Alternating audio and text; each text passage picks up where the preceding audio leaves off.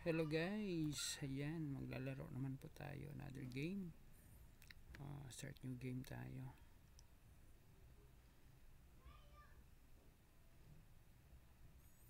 Yan guys, kalaban pala natin kanina, pangalan niya is Anonymous. Yan, Anonymous. Ayun, kalaban natin is from Malaysia. Yung rating is 981 guys. This is called ano ba ito na opening? French defense. Kung ano guys, kung bago pa lang nag-aral ng chess, capture natin. Dito tayo.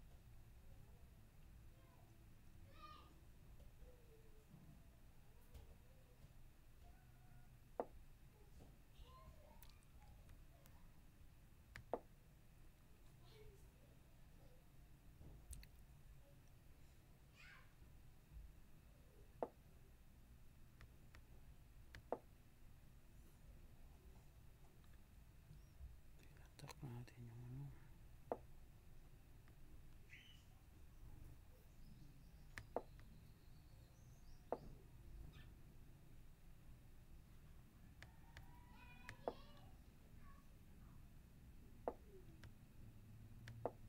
Kapunta ng pin. Napakaganda talaga yung pin guys, kasi hindi po pwedeng ma-move yung knight because of that pin.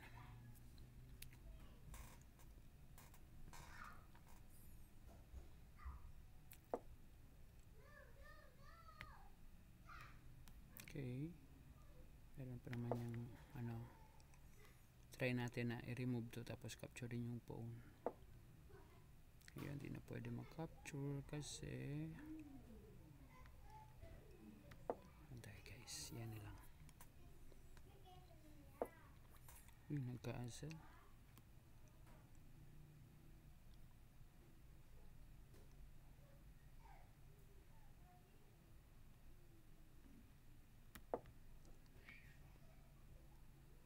Kinapture ko na guys.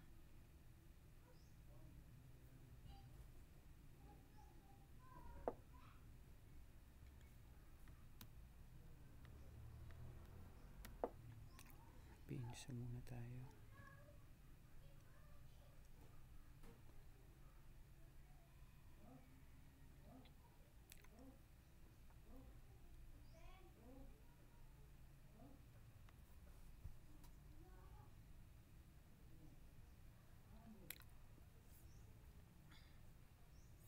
Kalaban natin guys is from Malaysia, si Guna Sagaran.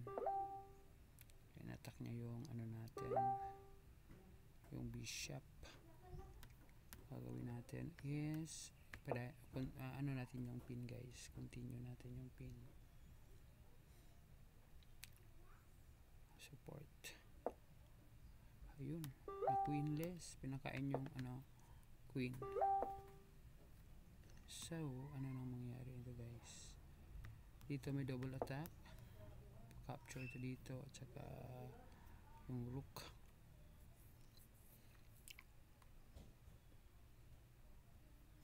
Pwede mag-double siya. Defense natin dito.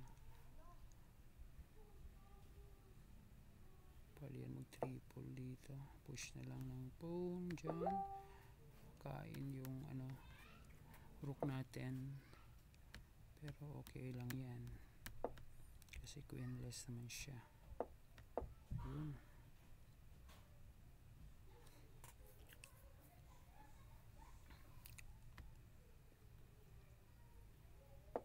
Pwede mag-attack siya dito, push na lang yan. Tapos dito pwede siya mag-attack dito guys, yung knight natin lagay natin dito. Yan. Yan, para yung rook maka ano dito guys, na makapagtulong.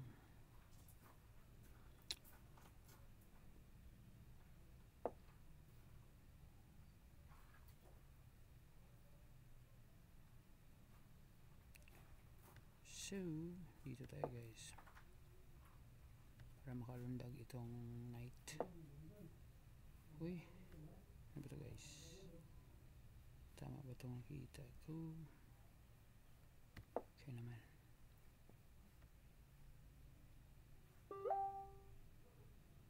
Ayan guys. Thank you very much for watching po. 1472 na po yung rating natin. Nawala yung signal ng kalaban. Lost connection.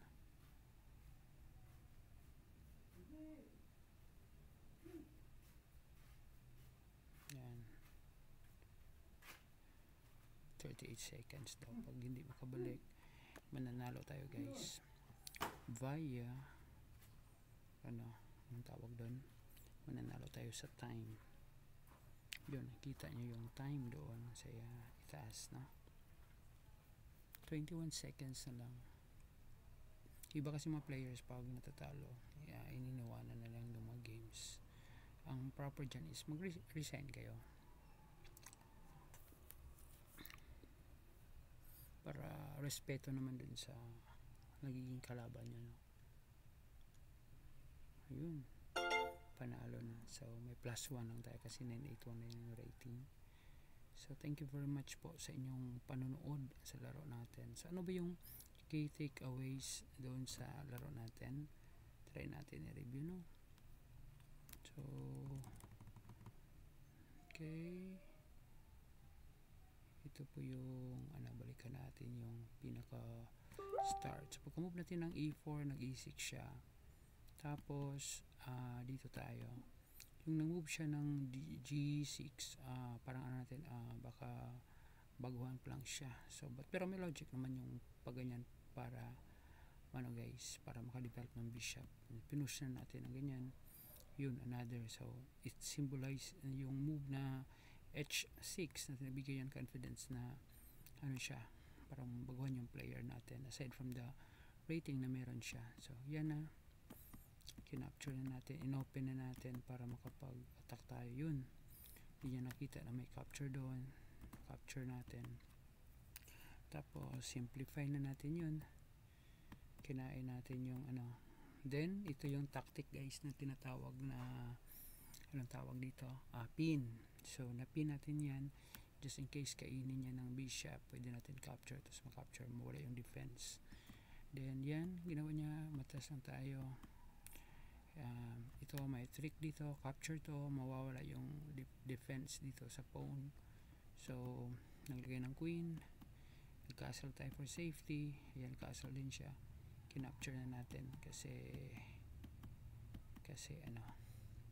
yun, ito yung mali niya, napakain yung knight, ayun yung queen, capture natin, hindi pa din nag-resign. Ayan, capture yung natin, pero lamang pa din tayo guys. So yan, dyan tayo nanalo. So thank you very much po sa mga nag-watch video natin. See you po sa next natin na video. Bye everyone, this is Arena Feeding Master Sir Parts.